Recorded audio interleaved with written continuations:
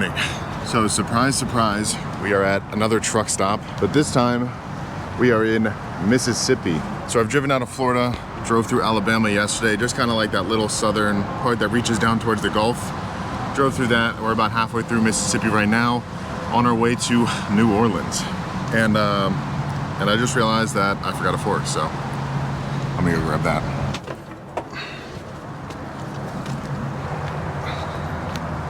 So as I was saying, currently we are in Mississippi, and so far on our trip from Key West all the way up to Alaska, we have driven 2,700 miles, and that includes the drive from Maryland down to Key West, and then from Key West back up here to where we are in Mississippi.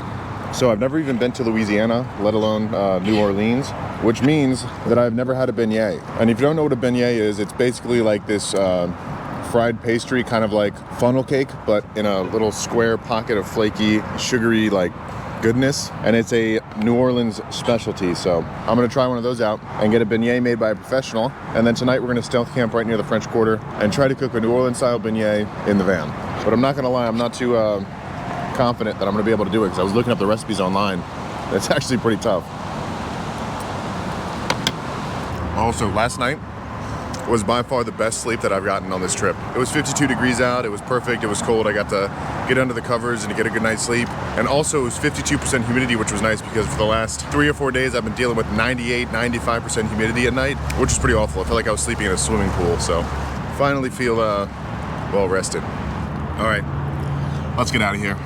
I am more than ready to go. I've been between truck stops, rest stops, Cracker Barrels, Walmart parking lots for the last like 3 or 4 days. And honestly, I'm just over it. I'm ready to either be in a city or at a campsite, so glad we're going to New Orleans tonight.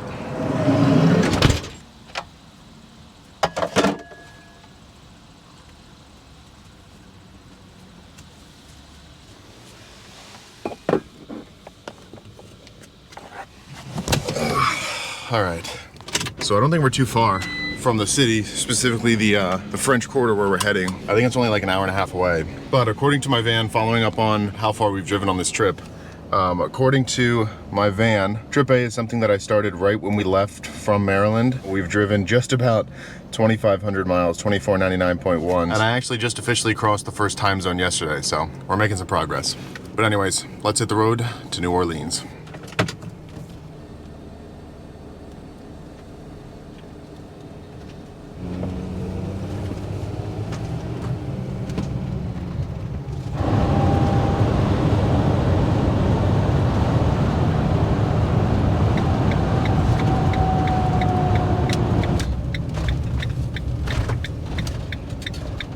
So before we head down into the actual city, I gotta stop by the grocery store right here and pick up all the stuff that we gotta get for cooking those beignets tonight.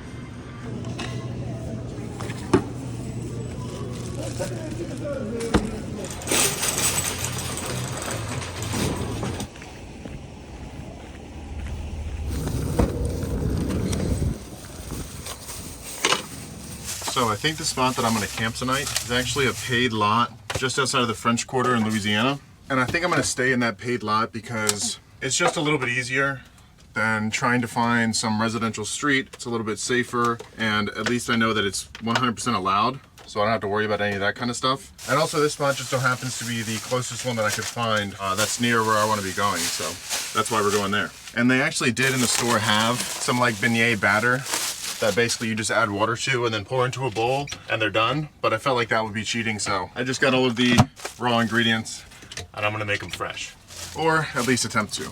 But we are currently about 30 minutes away from the spot that I will be staying in tonight, so I will check in with you guys once I get a little bit closer.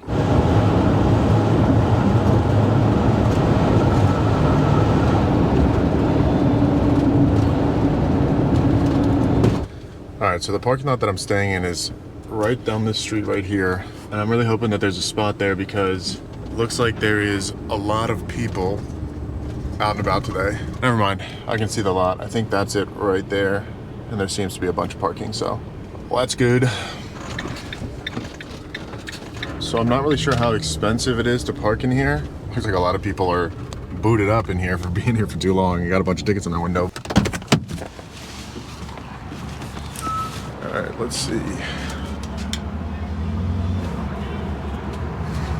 Ooh, 24 hours is $70 to park here. Seems a little excessive. Whatever, I guess $70 is reasonable for what I'm doing. Whatever, I guess we'll pay it. All right, so we've got our campsite for the night right here in this lot, just off of the French Quarter, which is down there. And I know what you guys might be thinking, $70 is pretty expensive for a parking lot. And I agree with you. It is definitely pretty expensive, especially for only 24 hours. But realistically, when you think about what I'm doing, which is essentially turning this into a hotel room, it's really not that bad of a price, because if I was gonna go to the closest RV park, it'd be 2 miles away. I'd either have to get an Uber or ride my bike into town, and it's $120 a night, or I would have to stay in a hotel room, which is $200 to $250 a night for the location that I'm at. So even though it's kind of pricey, in the grand scheme of things, it's actually a pretty good deal for being able to sleep here. So it's also a relatively busy street, and it'll probably be well lit tonight, so it's a little bit better than just camping on the street.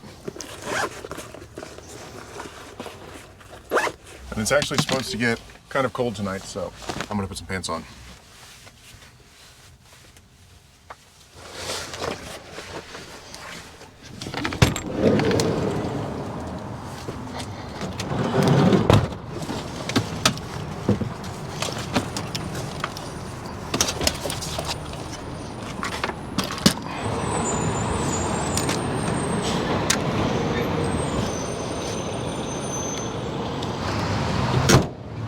All right, let's roll. So you're about to see in a second how close we really are to the French Quarter here where we're parked, because it's basically right here. So not a far walk at all. And it's actually the start of Mardi Gras. I think it's actually 2 weekends from now, but I don't know. I've never been down here. I've never been to Mardi Gras. I feel like it'd be a fun time though. Architecture around here is really cool. Care if I come through? Appreciate it.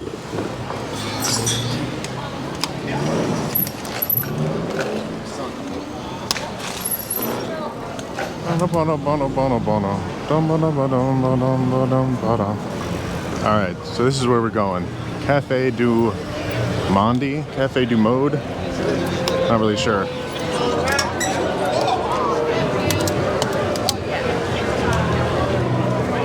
So apparently this cafe is some of the best beignets in New Orleans, so there is a long line to get in to get some. Is this the line for the beignets? Yes. Okay, perfect. It's not bad, so it's a good time. Really? Yeah, Perfect, yeah, okay. absolutely. So this is not long? No. Really? I thought this was long. But I've seen it all the way around the building. Oh, really? Yeah. Okay. Have you had them before? No, first time. Oh, no. Have you ever had a beignet? No. Oh my First God. time having a beignet. And I'm going to cook some tonight, too. Taste Yeah, it. see how they're supposed to taste? Yeah. How do you get a table? What did you say about finding a table? You have to find a table and then someone will come to you. Okay. Is it okay if I sit right here? Yeah. Awesome. All right, so that line out front was cash only line. So I just came in and sat down. I'm just waiting for him to clean off the table, and then we're gonna get some. Can I just get a large black coffee? And then can I get one order of beignets for here and then one to go? Thank you very much. I'm excited to try these.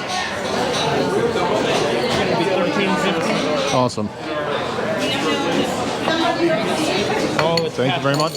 Is it? Yeah, 100%. Is there an ATM anywhere? I could run? Right across the street, there's one. I'll just keep this right here. Okay, I'll run over to it. Okay, thank you very much. All right, so apparently it's the entire restaurant is cash only, so I have to run across the street and grab some cash out of this ATM before I can sit down and eat.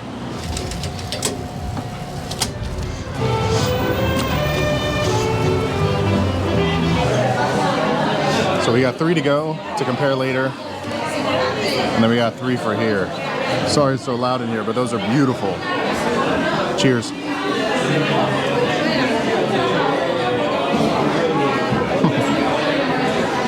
Wow. That is good. I don't even really know how to describe the taste. It's just fluffy, warm goodness. I don't think I would necessarily go on a first date here because these aren't the most attractive things to eat. But they are good. All right, that was delicious. I think I'm gonna go check out the rest of the French Quarter. I think this is the first city that I've been to in a long time that has felt like an actual city. With people walking around, stuff going on. A lot of the times I feel like when I'm driving around the US, cities are just barren. There's nobody outside. Mildly depressing, but this has been nice so far. I really like how lively it is.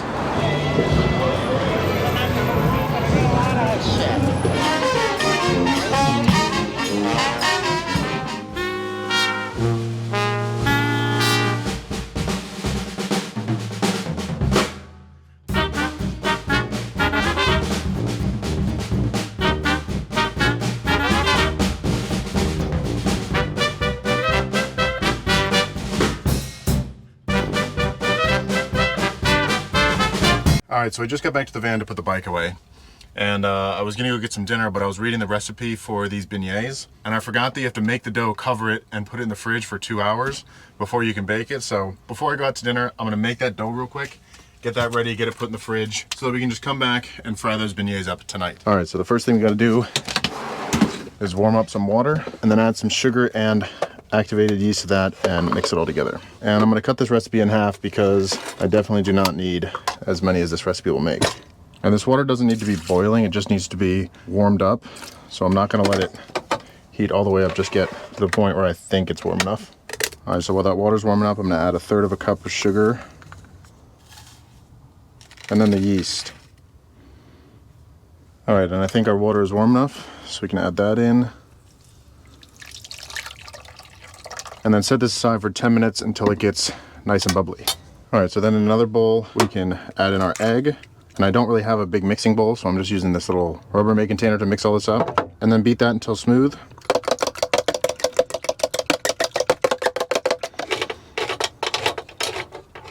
And then some evaporated milk. And then we can add in half of the bread flour. And you're supposed to do this with a standing mixer, but I do not have one of those in the van, so we are making do with what we have. All right, so it's definitely not pretty and not mixed perfectly, but now that we've got that mixed together, we can add the now bubbly activated yeast, water, and sugar mixture.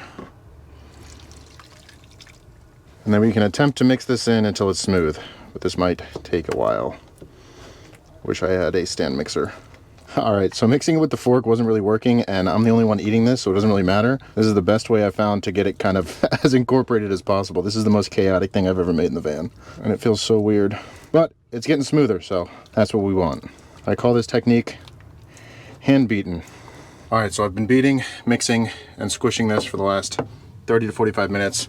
I think that's probably just about as smooth as I'm gonna get it without a standing mixer. So now I can add the second half of the flour, and then I'm gonna knead that into a dough ball. And then we can put that in the fridge and let it rest for about 2.5 hours, and then we can come back tonight and fry them up.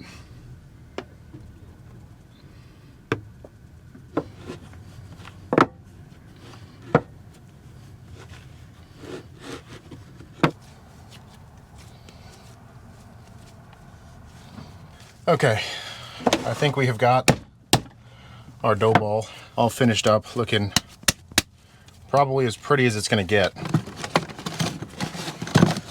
Plastic wrap, cover it up. Now we can let this sit in the fridge for 2.5 hours while I resume my New Orleans montage.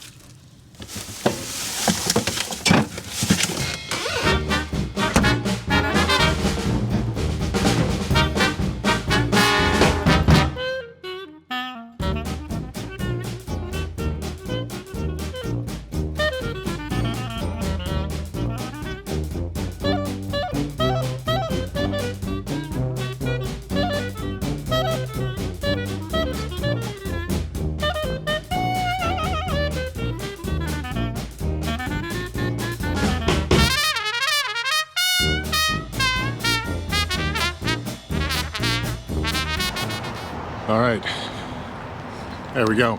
That was fun. I didn't know that Mardi Gras was a month-long celebration. I thought it only happened on like one weekend, but that was cool to see the parade and hang out in the downtown French Quarter area. Definitely a ton of people, and it would be a lot of fun if you had a group of friends to come down here and hang out with, but I had to come back to the van because we've got to finish cooking those beignets. So let's check on the dough and see how it looks.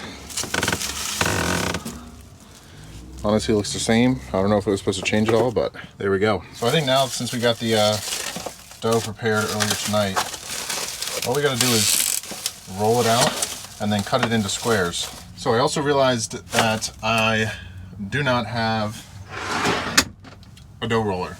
So I think what I'm gonna end up having to do is use anything round that I have and just roll it out with that. So let's see what we got in the fridge. All right. I guess this bulgogi sauce will have to work. So we're supposed to get this to just about 1/4 of an inch thick.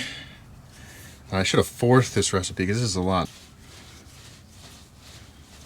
Oh, and actually before I finish doing this, I'm gonna start getting that oil heated up so that it's ready to go once I finish doing that.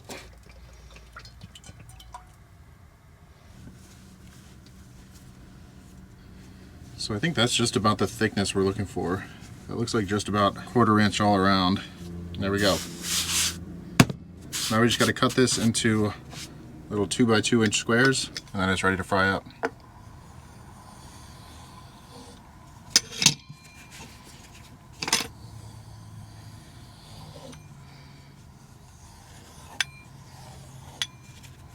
There we go. Hopefully these turn into warm, fluffy beignets. All right, it looks like the oil is just about up to temperature.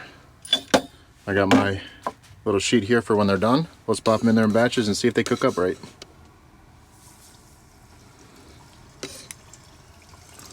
Probably do 3 at a time.